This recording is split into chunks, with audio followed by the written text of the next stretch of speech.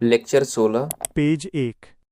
इन्होंने श्रीरंगपट्टनम में फ्रांसीसियों से मित्रता के प्रतीक के रूप में स्वतंत्रता का वृक्ष रोपा था।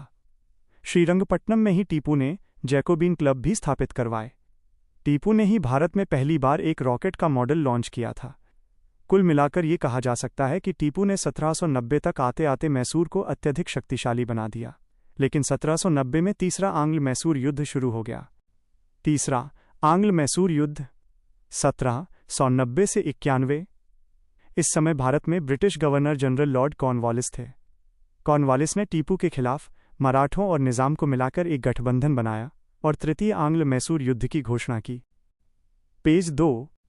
इस युद्ध में इस गठबंधन ने टीपू को पराजित कर दिया। ब्रिटिशों ने टीपू पर आरोप लगाया कि उसने त्रावणकोर, केरल पर हमला किया है। त्रावणकोर इस समय ब्रिटिशों का मित्र राज्य था। यह युद्ध एक संधि के द्वारा समाप्त हुआ, जिसे श्रीरंगपट्टनम की संधि कहा गया। इस संधि के अनुसार 1. टीपू पर 3 करोड़ रुपए का युद्ध हर्जाना थोपा गया। 2. टीपू का आधा राज्य छीन लिया गया। 3.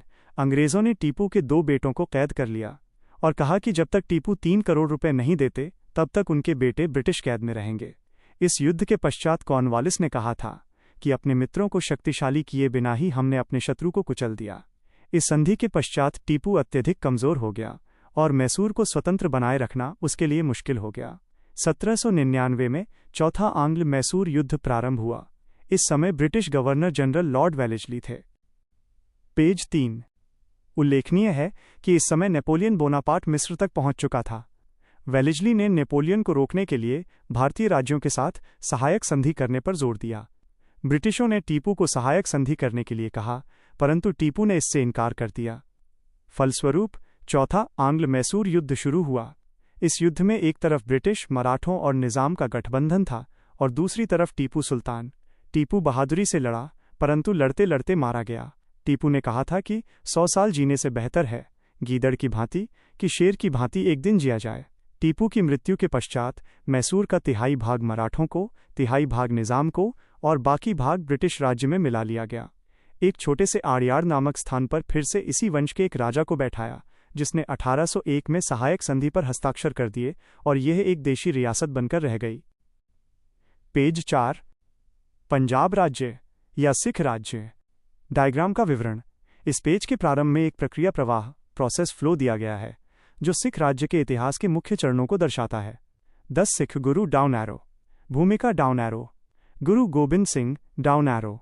सिखों का पतन काल डाउन एरो। राजा रणजीत सिंह डाउन एरो। पंजाब का विलय। 15वीं शताब्दी एडी में पंजाब के तलवंडी नामक स्थान पर गुरु नानक देव जी का जन्म एक हिंदू परिवार में हुआ था।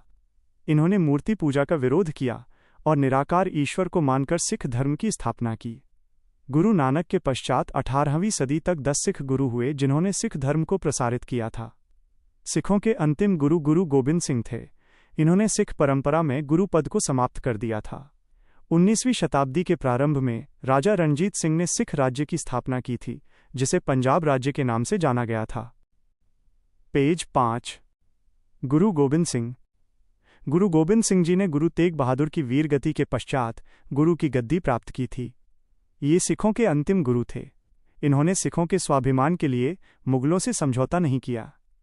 इन्होंने मुगलों के साथ कई युद्ध लड़े और अपने 4 बेटों का बलिदान दिया। इनके चारों बेटे मुगलों के विरुद्ध लड़ते हुए मारे गए थे। गुरु गोबिंद सिंह ने गुरु पद को समाप्त किया और गुरु ग्रंथ साहिब को अगला गुरु घोषित किया। पेज 6। 10 सिख गुरु। 1. गुरु नानक देव 1469 से 1538। सिख धर्म की स्थापना गुरु नानक ने पंजाब में की थी। जन्म 20 अक्टूबर 1469, तलवंडी, पंजाब। ये हिंदू परिवार से संबंधित थे।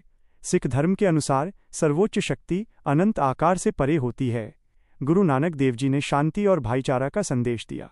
उन्होंने प्रेम और उदारता के सिद्धांत पर ध्यान केंद्रित किया। गुरु नानक देव जी के मुख्य शिष्य मर्दाना थे। 2. गुरु अंगद देव 1538 से 1552। जन्म 1504 में। इन्होंने गुरु नानक जी के जीवन चरित्र पर पुस्तक लिखा।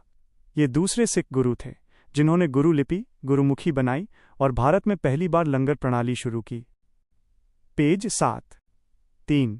गुरु अमरदास 1552 से 1574। जन्म राइट एरो। 1479 जातिवाद और अस्पृश्यता का विरोध किया। सिखों में सती प्रथा और पर्दा प्रथा का अंत किया। अकबर के समकालीन 22 गद्दियों की स्थापना की। 4 गुरु रामदास 1574 से 1581 जन्म राइट एरो 1534 गुरु अमरदास के दामाद। इनके काल में गुरु का पद आनुवंशिक हो गया। अकबर के समकालीन अकबर ने अमृतसर की भूमि प्रदान की जहां स्वर्ण मंदिर स्थित है। 5 गुरु अर्जुन देव 1581 से 1606 गुरु अर्जुन मल के नाम से भी जाना जाता है। आदिग्रंथ संकलित किया।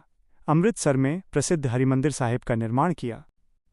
पेज 8 अपने पिता जहांगीर से हारने के बाद खुसरो शाह ने 5वें सिख गुरु अर्जुन देव के नेतृत्व में शरण ले ली थी।